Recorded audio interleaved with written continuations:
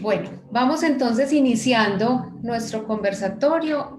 Al doctor Quispe y al doctor Rincón una bienvenida muy especial. En nombre del equipo de Vida Funcional, que es un espacio educativo para la comunidad, para estudiantes, para papás y para personas que tienen que ver con todo el mundo también de la traumatología y la ortopedia. Hoy nos acompañan dos invitados muy especiales, el doctor Raúl Quispe, que es especialista en traumatología infantil, es docente e investigador de la Universidad Cayetano Heredia, entre otras instituciones, y adicionalmente es miembro de diferentes organizaciones que se dedican a la investigación en traumatología. Y también lo acompañará en este conversatorio el doctor John Brani Rincón, que es especialista en traumatología infantil y cirugía, investigador médico y conferencista en distintos espacios también en temas de cirugía y ortopedia.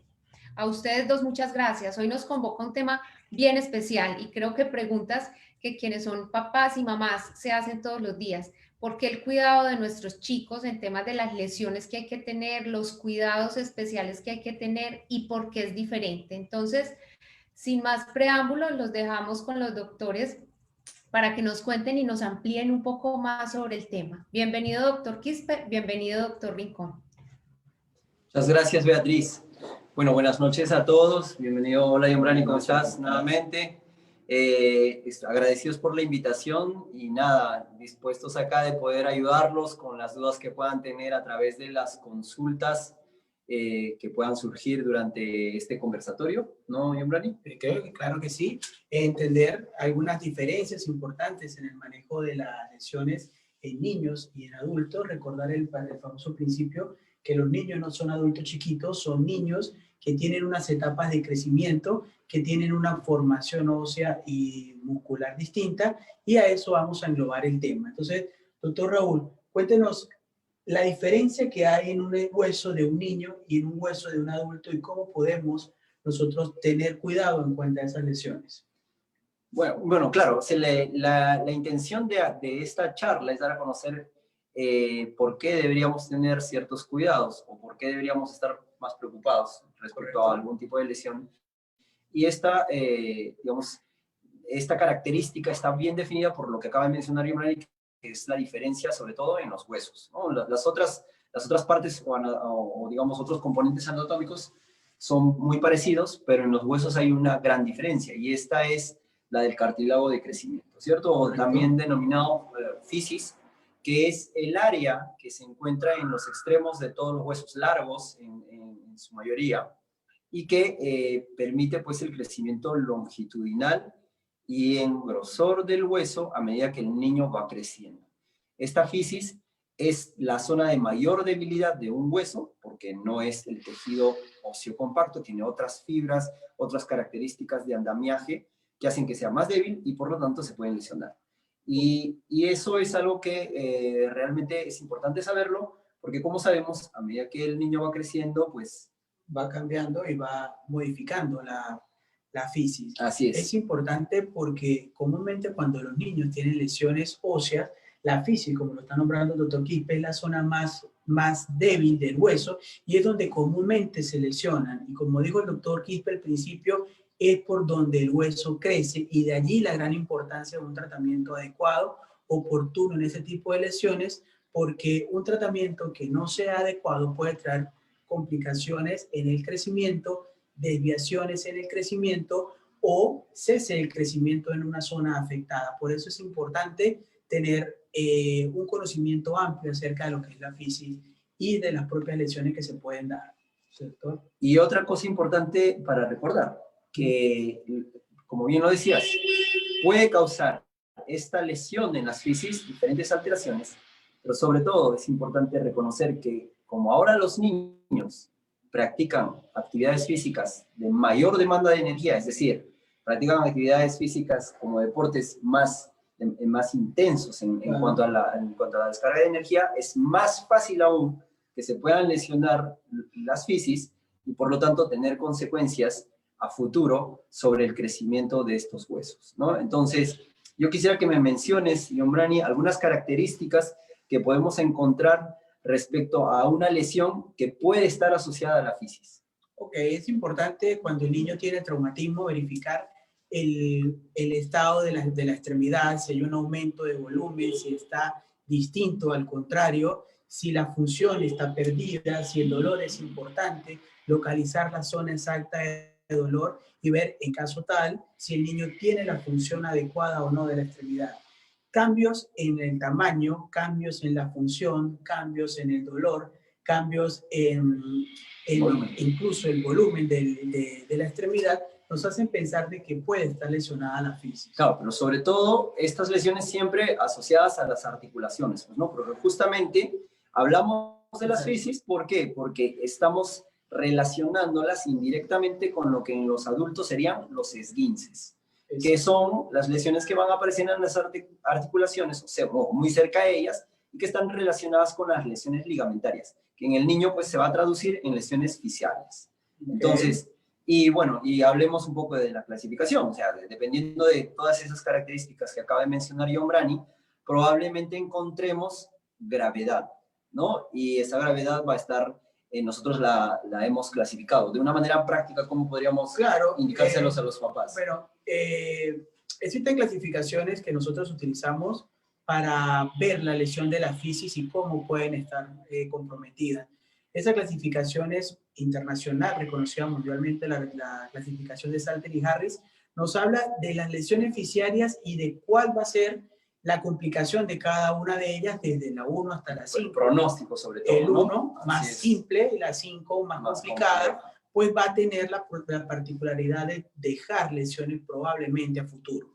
Y ahí viene la primera conclusión para los papás. La única forma de saber si hay una lesión fisiaria es a través de una radiografía. Correcto. Y por lo tanto es necesario que los papás puedan acudir con los pequeños lesionados a un centro donde puedan tomarle unas radiografías al área afectada.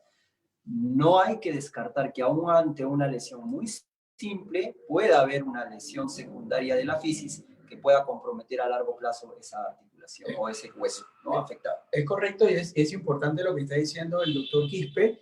Es muy común ver que los niños se golpean y los padres piensan de que no, de repente le va a pasar en 2 o 3 días, le va a pasar en 3 o 4 días, y pueden eso traer complicaciones importantes, ya que la fisis tiene la particularidad de ser más irrigada, quiere decir que tiene mayor aporte vascular y por ende el callo o la cicatrización que puedan tener es mucho más rápido que el de cualquier otra parte del hueso. Entonces a veces los padres esperan 1 semana, 2 semanas, y son semanas y tiempo valioso para hacer un diagnóstico y un tratamiento oportuno. Exactamente. Entonces, la primera conclusión, nunca hay que pensar que las lesiones de los niños, sobre todo si están produciendo inflamación, dolor importante, limitación funcional, como lo ha mencionado el doctor Rincón, van a estar asociadas a simplemente una lesión ligamentaria o muy sencilla. Siempre es necesario descartar la posibilidad de una fractura o una lesión de la fisis, y para esto es necesario ir hacia un centro de salud donde se pueda evaluar adecuadamente esa zona lesionada, incluso con radiografías comparadas. Pero además de eso, hay que recordar las cosas que podríamos hacer en casa mientras hacemos el traslado o mientras tomamos la decisión de hacerla. Ok, claro, es importante. Si tenemos en casa la particularidad que uno de nuestros hijos tiene un traumatismo, aumento de volumen, limitación, lo que está comentando el doctor Quispe, tenemos que tomar medidas para poder evitar las complicaciones a corto plazo. La aplicación de hielo local sobre el área nos va a ayudar a desinflamar. Podemos hacer unos vendajes parcialmente compresivos que nos permitan mantener una inmovilización parcial del área, elevación del miembro afecto para poder mejorar la circulación y evitar el edema. Es importante mantener la calma cuando hay un traumatismo de un niño, pero siempre buscar la respuesta. Los niños tienen una particularidad importante. Cuando ellos se quejan de dolor es porque realmente les duele. Cuando ellos no pueden mover una extremidad es porque realmente les duele. Y allí el reto del médico de saber que va a atender niños grandes que le van a expresar, me duele el codo, me duele el brazo, me duele el tobillo, pero va a atender niños de 4 meses, niños de 1 año, de 2 años, que todavía no hablan y que con el dolor y la limitación funcional nos están diciendo qué es lo que probablemente tienen. Exacto. Y no olvidar, después de haber hecho estas acciones de urgencia, ¿no? Siempre mantener ese miembro en reposo, ¿no? El hielo, la compresión, elevación del miembro, pero sobre todo el reposo. Tratar de que no se mueva esa zona afectada, porque podría ser más perjudicial si en todo caso se comienza a frotar, a sobar, a tratar de manipular para arreglar de alguna manera lo que nosotros podríamos suponer no es nada y al final termina siendo una fractura o una lesión fiscal. Entonces esas son las recomendaciones básicas. Por lo tanto, para ir viendo un resumen hasta ahora, reposo, hielo, compresión, elevación de la exactamente como primera opción y el traslado para tomarse una radiografía. Y bueno, eso sería la parte que corresponde a la zona de mayor debilidad. Pero además de eso, los niños se lesionan en otras áreas. Y ahí también viene otra característica, el proceso de curación. ¿Cómo es el proceso de curación de un niño? El proceso de curación de un niño es mucho más rápido que el de un adulto. El niño necesita simplemente un tratamiento, un reposo, una inmovilización parcial, comúnmente para un tratamiento, una fractura diaficiaria. Diaficiaria es la mitad del hueso, donde comúnmente suceden traumatismos en los antebrazos, que es el típico niño que se cae de un árbol y se le fractura el antebrazo, la clavícula cuando caen de bicicleta, algunos traumatismos posterior incluso a accidentes de tránsito, y por qué no hablar también del probable fracturas de fémur que pueden ser consideradas incluso como maltrato infantil en niños menores de un año, ¿no? O fracturas en un accidente de tránsito, fracturas de fémur, fracturas pélvicas, que necesitan incluso inmovilización y en algunos casos, como sus fuerzas musculares no son tan grandes, el tratamiento con inmovilización puede ser suficiente en un tiempo mucho más corto que en el del adulto. Y hablamos entonces de un gran espectro. Existen lesiones que pueden tratarse de manera funcional o rápida y existen lesiones que van a necesitar probablemente algún tipo incluso de procedimiento quirúrgico. Los niños también se operan, ¿cierto? Se operan, claro que sí, igual que un adulto, solo que las cirugías en los niños están más asociadas a un gran compromiso, a una gran fragmentación, angulación o desviación de los ejes, porque los niños toleran muy bien fuerzas deformantes que van a hacer que se angulen, se derroten, etc. Claro, hay algunas que son más tolerables que otras, pero en general los niños toleran mejor estas condiciones del traumatismo que los adultos. Claro. Y existe en ellos un proceso de remodelación que es mejor que el de los adultos. Incluso en su fase de crecimiento, o sobre todo el antebrazo, que es una de las fracturas más comunes de los niños, tiene la particularidad de tener un amplio porcentaje de remodelación, como lo hizo el doctor Quispe, pero también hay zonas en el cuerpo donde la remodelación no es tan buena como es el caso en el codo. Cuando hay fracturas en el codo, que llamamos supracondilias, en la zona más baja del húmero, esas fracturas no tienen una buena capacidad de remodelación como la tiene el antebrazo. Entonces, cuando hay ese tipo de fracturas que también son muy comunes, tienen que ser llevados el niño de inmediato a un centro de atención especializada y el médico evaluará, dependiendo de la gravedad de la lesión, la posibilidad de un tratamiento conservador o la posibilidad de un tratamiento quirúrgico.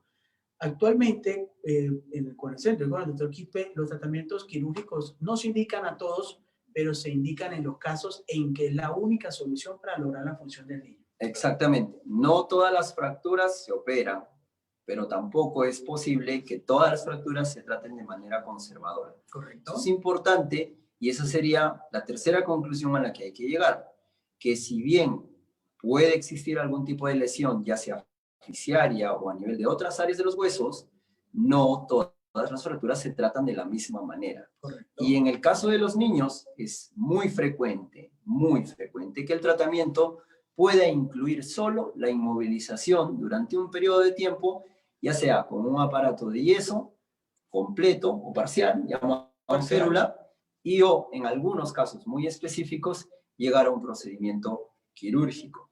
Entonces, estas serían las conclusiones respecto fundamentalmente al manejo general de las lesiones óseas. Pero también tenemos otro tipo de lesiones. ¿Cómo podríamos hablar de las lesiones ligamentarias en los niños un poco más grandes, por cierto. Claro, ahí es importante la pregunta, porque cuando hablamos de niños chicos es raro conseguir una lesión ligamentaria, pero cuando ya hablamos de niños un poco más grandes, niños de 10, 11, 12 años, que incluso están haciendo alguna actividad deportiva con una exigencia mayor a la que ellos están aptos para poder soportar, ellos sí pueden tener lesiones ligamentarias, y esas lesiones ligamentarias pueden ser parciales, totales, y el tratamiento en ellos comúnmente es el reposo de la articulación. Las inmovilizaciones no son también permitidas, solo se inmovilizan en los casos en que hay una ruptura total o el dolor es muy, muy importante. El niño se utiliza la inmovilización como un manejo de dolor más que para una estabilidad. Y permitir la curación. Pero también es importante recordar, porque estamos hablando de lesiones, que ahora nuevamente, con la mayor demanda de energía que tienen los deportes actuales, donde hay niños que van a practicar bicicleta de montaña, no sé, ahorita estamos, claro, en un tiempo de pandemia, pero en términos generales ya los deportes se van haciendo cada vez más frecuentes y veremos más niños en las calles y otra vez lesionados. Entonces, hay que entender que todas estas lesiones pueden llevar a que puedan existir compromisos ligamentarios, sobre todo en algunas articulaciones específicas, como la rodilla y el tobillo. Y el tobillo, que son... Exacto, que son las articulaciones principales donde se va a producir más lesiones ligamentarias. Para empezar, en las rodillas, ¿existe la posibilidad de que un niño se rompa el ligamento cruzado anterior, como en el caso de los adultos? Normalmente, en el caso de los niños se pueden hacer avulsiones del ligamento cruzado. El ligamento cruzado se trae un segmento óseo y por eso los tratamientos también son distintos. En el adulto comúnmente puede ameritarse la colocación de un injerto para poder suplantar el ligamento. En los niños pueden haber técnicas donde el fragmento que quede unido puede fibrosar y dar estabilidad, o incluso hacer una reparación de la zona, solo la zona lesionada. Es raro que se rompa, generalmente se trae el segmento óseo. En términos generales, lo que debemos definir, creo yo, es que sí se puede lesionar primero un ligamento, o sea, un ligamento interno de la rodilla como el ligamento cruzado, ya sea anterior o posterior. Va a depender mucho, y eso es algo muy importante, de la energía. No solamente para ver el tema del pronóstico, va a depender mucho el tema de la edad del paciente y cómo ocurrió, como le estaba mencionando Yomrani, o sea, si fue una avulsión o si fue una ruptura de intrasustancia o fue una ruptura completa del ligamento. Va a tener mucha o de vital importancia es saber cuánto le queda de crecimiento a ese niño para poder tener un factor de pronóstico respecto a lo que debemos hacer y de acuerdo a eso implementar un plan de tratamiento. Pero hay algo que no hay que olvidar, y es que, al igual que en el adulto, las lesiones ligamentarias completas no van a poder repararse tampoco de manera automática. A niño o adulto. Y que por lo tanto, si hay una ruptura completa del ligamento cruzado anterior, lo más probable es que ese niño vaya a necesitar, para tener una adecuada función, una cirugía donde se va a trabajar en el ligamento y poder reemplazarlo. La técnica quirúrgica, o sea, cómo se realiza la cirugía, es independiente de la lesión de cada niño. Y va a variar, ahí sí, de manera diferente respecto al adulto. De todas maneras, también es importante, pues las lesiones ligamentarias en los niños ha aumentado con el exceso de sobrecarga que se le está dando a los niños. Tenemos que recordar que los niños tienen huesos inmaduros, articulaciones inmaduras, músculos inmaduros, y muchas veces sobreexigimos los padres para buscar que nuestros hijos sean atletas de alto rendimiento, cuando realmente son niños que tienen un rendimiento adecuado o un mayor rendimiento deportivo, pero el sobreexigir a los niños a que practiquen fútbol, a que practiquen básquet, a que hagan ciclismo, aparte hagan natación, estamos haciendo una sobrecarga mecánica sobre los músculos y podemos, en lugar de traer niños atletas, niños frustrados tempranos. Entonces tenemos que saber que los entrenamientos tienen que ser paulatinos, que hay una norma para el tratamiento de cada niño, porque sobreexigir los niños nos puede traer este tipo de lesiones.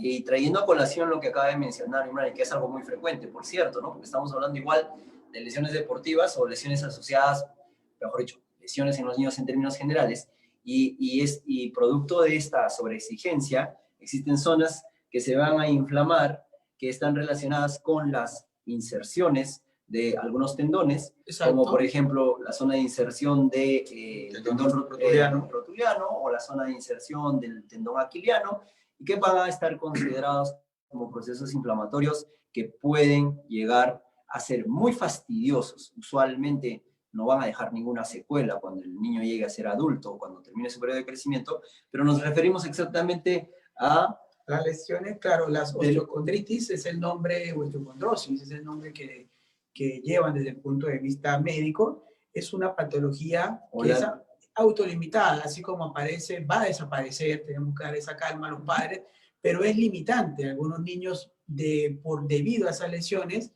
pueden dejar de hacer la práctica deportiva. Porque el dolor es repetitivo, es constante. Bueno, hacen la actividad, comienza a doler. Dejan de hacer la actividad, cesa un poco el dolor y va a tener esa particularidad que van a haber días de más dolor, días de menos dolor, y como el niño lo relaciona en el momento de la actividad deportiva, algunos dejan de hacer su deporte. Eso, exactamente. Y hasta tienen nombre propio, ¿no? Debido a que con tanta frecuencia se manifestaron, pues algunos autores decidieron colocarles, bajo los hallazgos que habían encontrado, esos nombres. Tenemos el síndrome o la enfermedad de Osgood-Schlatter en la rodilla, y la de Sever en el talón, y así muchas y otras más asociadas a otras zonas. Perfecto, en distintas zonas. Esas son las más comunes. Entonces, una conclusión adicional es la de que los niños pueden lesionarse los ligamentos, sí, pueden requerir tratamientos quirúrgicos en base a estas lesiones ligamentarias, sí, y que algunas zonas específicas pueden tener algún tipo determinado o específico de proceso inflamatorio. Estamos dispuestos, estamos llanos a poder contestar todas las preguntas que puedan ir surgiendo, quieran hacer, en base a toda la explicación y a las cosas que vamos conversando. Hay una, digamos, una condición que es muy específica sobre las fracturas de clavícula. ¿Qué podrías opinar sobre las fracturas de clavícula y el tratamiento específico en los niños, señor Morán? Comúnmente las fracturas de clavícula se están viendo cada vez más a repetición por el auge de las bicicletas. La caída de la bicicleta directamente hacia el hombro hace que los niños tengan un punto de inflexión en la curvatura de la clavícula y se fracture.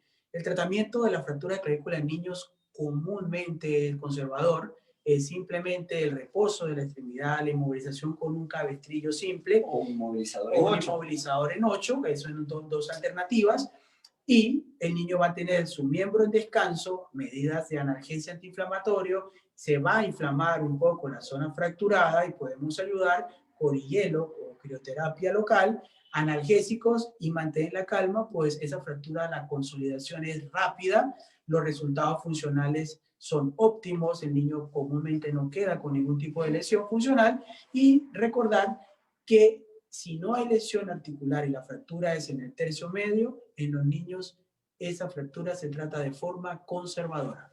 Salvo raras excepciones.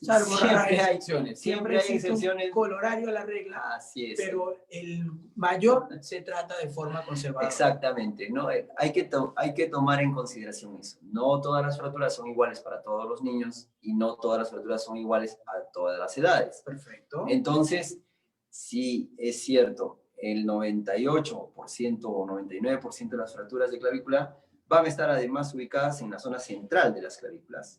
Y eso es lo que acaba de mencionar Giovanni como el tercio medio. En la zona central de la clavícula sí se va a producir una angulación, lo más probable, o un discreto desplazamiento.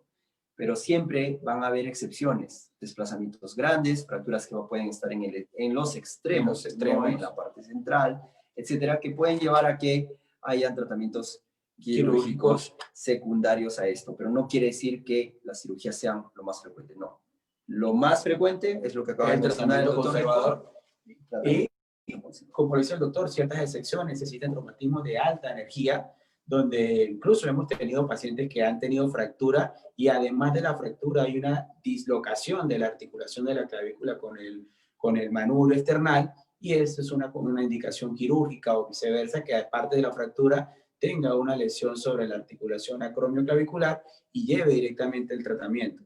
También recordar cuando las fracturas están asociadas a lesiones cutáneas. Una fractura abierta, el tratamiento es totalmente distinto. Entonces, Vamos esperando algunas preguntas para poder ir conversando y hablando un poco más de detalle, pero mientras tanto yo te quería preguntar, Yomrani, acerca de lo que son los traumatismos de músculos y tendones. Estos procesos inflamatorios que van a ser producidos, por ejemplo, por un golpe directo sobre la masa muscular. ¿Cómo los tratamos en los niños? Que el tratamiento de los niños iniciamos también con analgesia antiinflamatoria. Podemos utilizar la crioterapia, que actualmente el hielo tiene una función fundamental en el manejo de las lesiones agudas en traumatología, el descanso del área y ver si el niño tiene o no pérdida de la función. Si tiene una pérdida de la función posterior al traumatismo, tiene que ser valorado por el médico, hacer el análisis respectivo, una ecografía, nos puede ayudar bastante en poder delimitar la lesión, si es solo una contusión o estamos hablando de una distensión o una ruptura muscular, dependiendo del grado, el tratamiento que va a tener. Exacto. Pero además hay que complementar esta información con algo muy importante respecto a los músculos y tendones. Y que es algo que como médico sí lo veo. Cuando hay un desgarro, ¿no? Lo usual es que algunos indiquen una inmovilización completa del miembro, lo cual es algo que no se debe hacer. Todos los que valoramos netamente la función y los niños, y aún en los adultos incluso, sabemos que no se debe inmovilizar un miembro cuando hay una lesión muscular tipo desgarro, porque esto lo que va a llevar a continuación es que más bien haya hipotrofia muscular, deterioro de las fibras musculares, y el proceso de recuperación va a ser muy lento, ¿no? Muy lento y además menos eficiente que si ese músculo persiste con su función. Así que es otra cosa importante a tomar en cuenta, la mayor parte de desgarros en los niños sanan solos, muy rápido, ¿no? Muy rápido, incluso a veces no necesitan ni el tratamiento de rehabilitación. El tema de la inmovilización es muy importante, pues vemos con mucha frecuencia que ante lesiones que no son lesiones mayores o lesiones musculares simples, vemos con frecuencia que llega a la consulta niños con férulas, niños con yesos, y la inmovilización tiene sus indicaciones. Y la inmovilización está indicado en fracturas, está indicado en ya una lesión ósea que vamos a tratar de forma conservadora. Pero inmovilizar cualquier traumatismo nos trae esas complicaciones y hay que evitar eso. Así es. Entonces, y hablando en este caso porque siempre vamos concatenando una cosa con otra, el tema de la inmovilización en sí, o sea, ¿cuándo se debe utilizar una inmovilización funcional? Por ejemplo, en este caso, un walker ortopédico en los niños, o una inmovilización de muñeca. Pues fundamentalmente cuando hay lesiones que pueden estar asociadas incluso a los huesos, o sea, fracturas, pero que son fracturas muy simples, ¿no? En términos generales, en la muñeca, por ejemplo, un inmovilizador de muñeca puede ser muy bien tolerado y fácilmente se puede utilizar en fracturas tipo tallo verde, que Yomrani me puede explicar un poco mejor.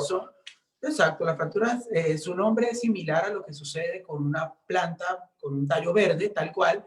La fractura, se genera la fractura, pero no hay una separación del hueso, por la membrana que cubre el hueso mantiene la anatomía, la membrana se llama periósteo, y esa membrana, aunque el hueso se fractura, es como si se arrugara, como pasa con los tallos verdes. Ese tipo de fractura, funcionalmente, el niño, incluso en algunas oportunidades, el niño tiene fractura de tallo verde y los papás no se dan cuenta porque el niño tiene cierta función. Entonces, ver el niño sucede mucho en la unión del extremo distal del antebrazo, ante caídas de bicicleta, caídas corriendo, y pueden mejorar con inmovilizaciones funcionales, férulas. También se están utilizando férulas 3D, que son diseñadas a medida y son bien toleradas y aceptadas y con todas las comodidades de que se pueda mojar, el niño pueda hacer sus funciones. Y si no altera la carga, en el caso que sean lesiones, fracturas pequeñas, el niño perfectamente puede tener una inmovilización funcional que es más cómoda para ellos y por supuesto para los padres. Claro, si hablamos de las férulas 3D o las férulas en todo caso de los inmovilizadores de muñeca que se ven en las casas ortopédicas, entonces estos se pueden retirar para el baño y luego colocárselos, ¿no? La única consideración a tomar en cuenta es que no haya un movimiento excesivo de la zona afectada. En el walker ortopédico es otra indicación funcional para el tratamiento fundamentalmente de las lesiones que pueden estar asociadas a los ligamentos, como habíamos hablado, de los tobillos, o en algunos casos para el reposo que se pretende lograr ante un determinado proceso inflamatorio, ¿no? Que puede ocurrir por sobrecarga mecánica, también lo había mencionado el doctor Rincón, y los inmovilizadores en 8. Los inmovilizadores en 8 que ya son funcionales hace años para el tratamiento de clavícula. De las fracturas de clavícula. Hace años se hacía ese vendaje, pero pues era un vendaje un poco ortodoxo que era con yeso y realmente daba... ¿Y eso en clavícula? No.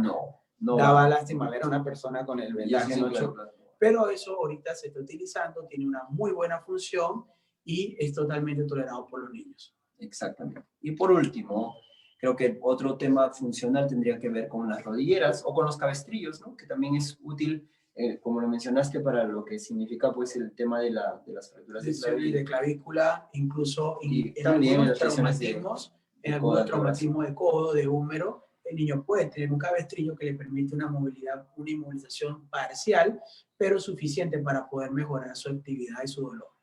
Muy bien, y con eso, pues bueno, creo que la mayor parte de las lesiones del esqueleto del niño del aparato locomotor del niño están descritas. Nos faltarían netamente las lesiones que se pueden producir en cabeza, pero esas pues no las tratamos nosotros directamente como traumatólogos. Así que si hay preguntas de parte del público, pues nada, acá estamos gustosos en poder contestarlas. Si Beatriz también tiene por ahí alguna Doctores, pregunta. sí, aquí tenemos a muchos de nuestros participantes muy interesados y muy activos en las redes y las preguntas las han estado bombardeando todo este rato. Entonces me remito como a transmitírselas para que podamos dar respuesta. Claro, Pregunta uno de nuestros invitados. ¿Cómo saber cuándo es necesario, ante una situación con un niño, cuándo es necesario acudir al médico? Ok. Es importante saber que cuando el niño tiene un traumatismo y ese traumatismo se acompaña de aumento de volumen del área lesionada, dolor de fuerte intensidad, limitación funcional, es una indicación de que el niño tiene que ir al médico. Aun cuando el niño tenga tolerancia a ese dolor, es fundamental que sea valorado. Como estábamos hablando hace un par de minutos de algunas fracturas que se llaman fracturas en tallo verde, esas fracturas pueden generar un dolor que sea bien tolerado por el niño, pero el hueso puede estar lesionado. ¿Okay? Muy bien. Creo que tenemos más preguntas por acá. Hay otra pregunta que creo que nos hace un papá y nos dice, con la postura que tienen los niños para recibir las clases virtuales en la realidad que estamos ahora, ¿se puede lesionar su espalda? Pues más que lesionar la espalda como tal, o sea, si hablamos del eje, ¿no? De la estructura intervertebral o vertebral, eso no se va a lesionar, pero lo que sí vamos a crear son fatigas o sobrecargas musculares debido a las posturas inadecuadas que usualmente tienen los niños jóvenes y nosotros los adultos cuando estamos frente a una pantalla. Entonces, hay unas medidas que son bien prácticas que se denominan medidas ergonómicas. ¿Dónde debe estar tu pantalla realmente para que evites una sobrecarga en el cuello?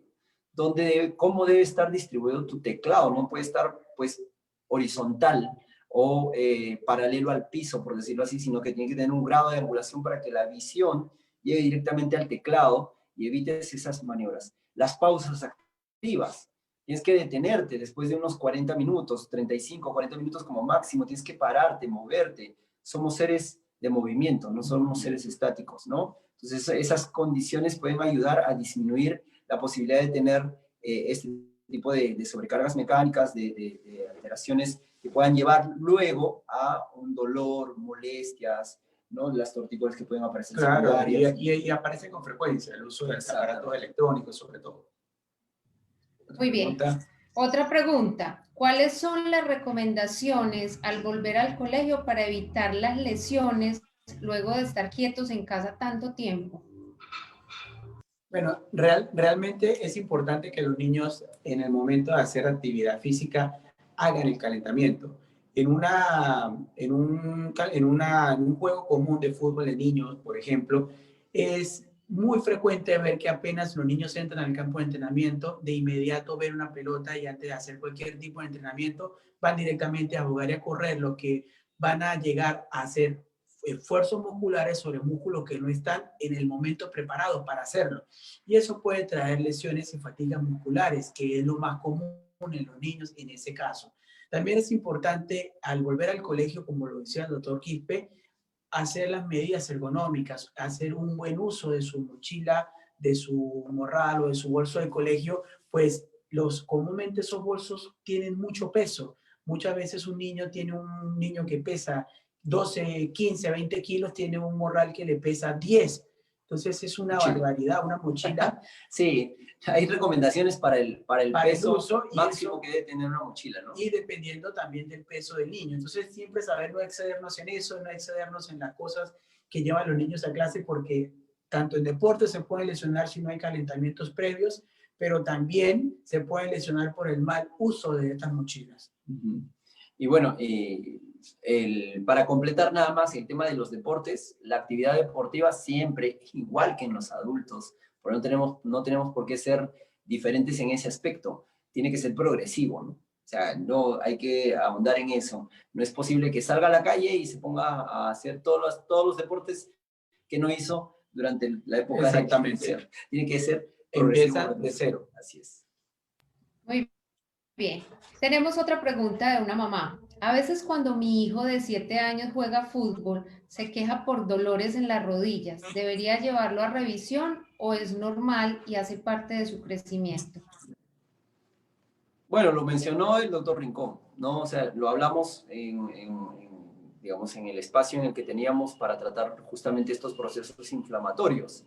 Si hay dolor asociado al deporte y que cesa después de la actividad física y se vuelve a presentar nuevamente con el deporte, estamos muy, muy, muy probablemente frente a un proceso que se conoce como osteocondritis, que es una inflamación en la zona de inserción de los tendones a nivel de las partes óseas.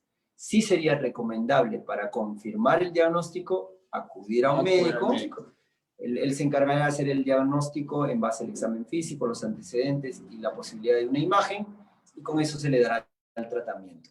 No es normal que haya dolor con la actividad física, eso no va a ser normal nunca, pero tampoco necesariamente es algo severo o que necesite pues algo muy, muy específico como parte del tratamiento. Muy bien, y tenemos una pregunta adicional. Mi hijo de 7 años, otra mamá, en ocasiones en las noches se queja de dolor de ambas rodillas.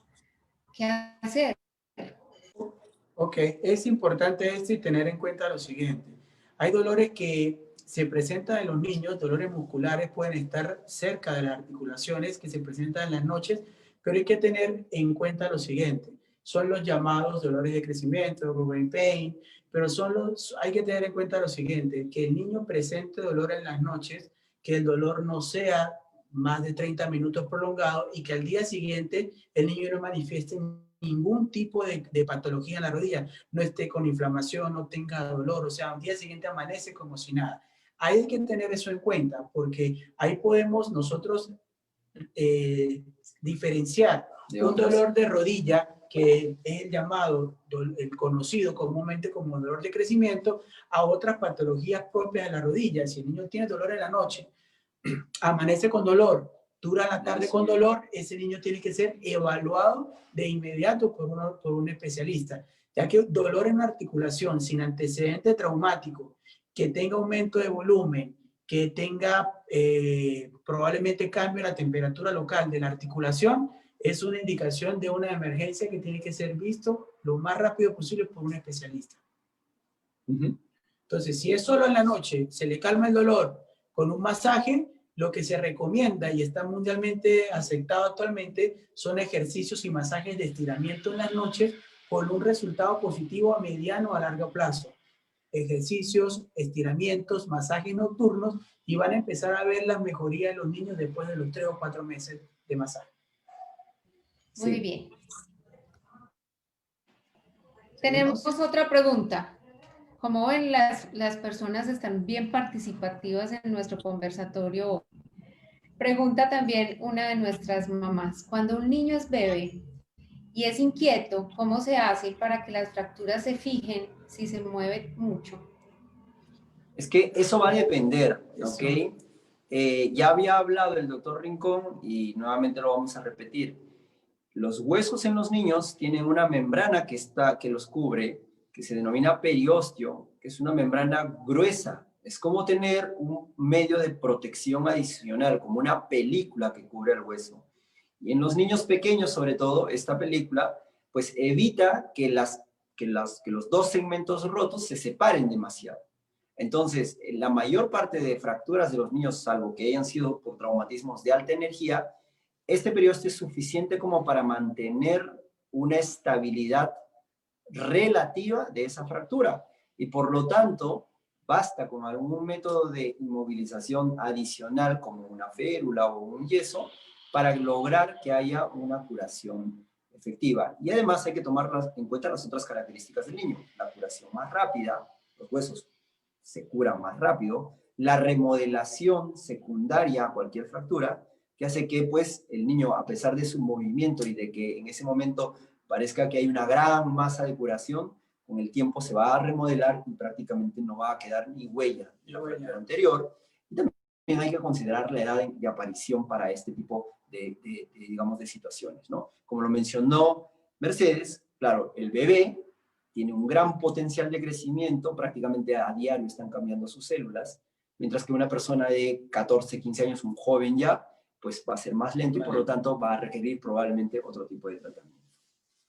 Muy bien. Y tenemos nuestra última pregunta. ¿Qué pasa cuando un niño se fractura en un lugar donde ya se había fracturado antes?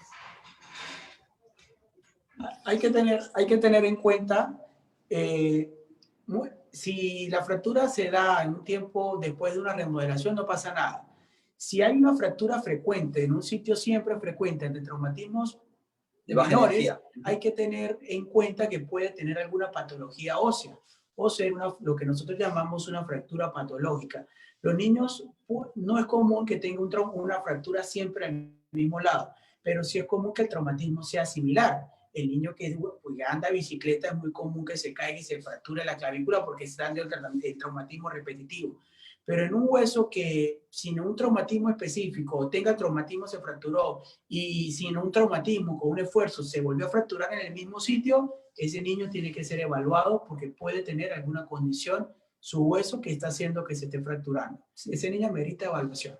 Claro, y para completar nada más la respuesta del doctor Rincón, en realidad este tema de la fragilidad es que siempre lo preguntan los papás, ¿no?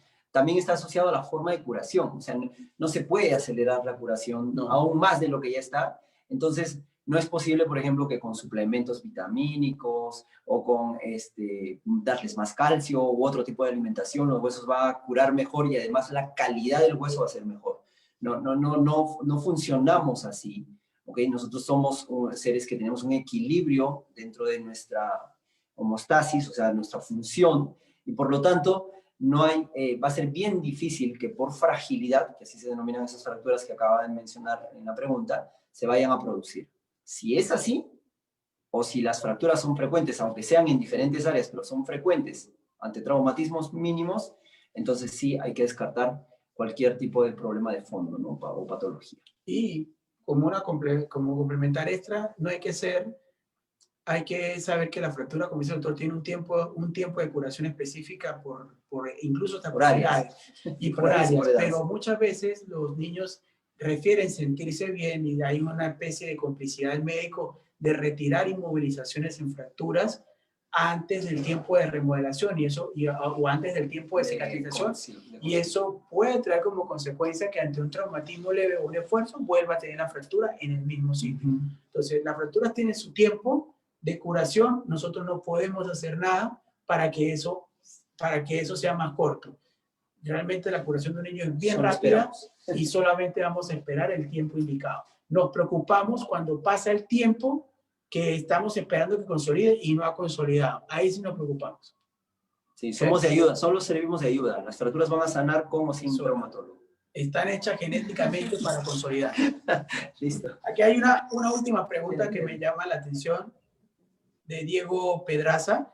¿Qué hace si se daña el cartílago de crecimiento? Y la pregunta es... La respuesta es bastante Contesto yo. Entonces. El contexto no es muy positivo. Si el cartílago de crecimiento se daña, el hueso no va a crecer más. Si se daña un segmento, va a crecer un ejemplo. En un mismo hueso se daña la parte izquierda, va a crecer la derecha. Si se daña la parte interna, va a crecer la externa. Y viene luego, el crecimiento va a ser que empiece a deformarse el hueso, la articulación, y el resultado pues es bastante complicado. Niño con cartílago de crecimiento lesionado es un reto para cualquier ortopedista infantil. Tiene que ser valorado por un ortopedista infantil, quien decidirá la mejor opción de tratamiento dependiendo de la edad del niño, del hueso y de la lesión. Claro, pero no hay que olvidar que las fracturas, incluso con la lesión de la fisis, cuando hay una fractura de Salter-Harris 1, se lesiona la fisis. ¿Ok? Entonces se lesiona completamente. Si está lesionado, lo único que vamos a hacer nosotros es tratar de alinear los segmentos para que se cure la fisis. La fisis tiene el potencial de curarse igual que otras áreas del cuerpo. El problema está cuando no sabemos manejar esa curación de la fisis o creeremos hacer algo de más en esa zona o de menos. O sea, dejarla libre para que cure, entre comillas, solo, o hacer mucha manipulación o mucho movimiento para que tratemos de dejarlo perfecto, los dos extremos son malos y pueden llevar a la consecuencia que acaba de mencionar el doctor Rincón. Hay fracturas que sí están más asociadas a la posibilidad de lesionarse permanentemente, que creo que es el motivo de la pregunta, pero en términos generales, y empezamos justamente con el tema de las fisis, porque es la zona con la que hay que tener más cuidado. Y gracias a la pregunta, porque realmente si hay algo importante que mencionar en esta charla, es ese. El tema de las fracturas que se producen en las fisis y con las cuales podemos tener consecuencias muy desagradables si no las tratamos adecuadamente. Muy bien. Doctores, doctor Rincón, doctor Quispe, un agradecimiento especial. Yo creo que nos podríamos quedar aquí conversando por un espacio de tiempo muy amplio. Al aire es para todos muy cortito. A ustedes les agradecemos este espacio, a nuestros participantes en este conversatorio. Pues recuerden que vamos a seguir viendo con grandes especialistas estos estudios educativos. Ellos lo hacen con el corazón y lo hacen de verdad por ayudarnos y porque tengamos un conocimiento mucho más amplio del tema y que nos enteremos, porque muchas veces por desconocido pues hacemos cosas que no son adecuadas cuando tenemos especialistas a quien recurrir, realmente tener unas respuestas muy apropiadas profesionales. A ustedes un agradecimiento muy especial por habernos aceptado la invitación y que la primera de varios espacios que los queremos tener con nosotros en Vida Funcional.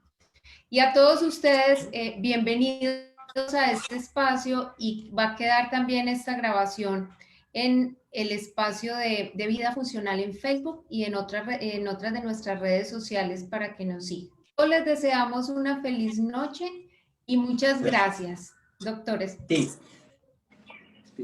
Bueno, en nombre, para nosotros es un honor estar en esta, poder ayudar, orientar a ciertas personas, poder estar con ustedes en esta noche, y en nombre de nosotros, en nombre del Centro Dr. Q, agradecemos también la presencia de todos ustedes y que podamos repetir este tipo de informaciones cuantas veces quieran, siempre que podamos ayudar. Para nosotros es un honor. ¿Doctor? Sí, gracias Beatriz, gracias a Vida Funcional a través de este webinar, que es un medio para poder dar a conocer información. Y bueno, cuando gusten, no solamente a través de las charlas y los webinars, también hay el centro Dr. Q, estamos en Miraflores. Voy a hacer una pequeña mención. Adelante. El teléfono nada más para los contactos, el 920-370-752. Estamos ubicados en Miraflores, así que cuando gusten, con todo gusto, para poder atender y absolver sus dudas de manera presencial o por teleconsulta. Muchas gracias nuevamente por la invitación. Gracias, que esté muy bien. Un saludo.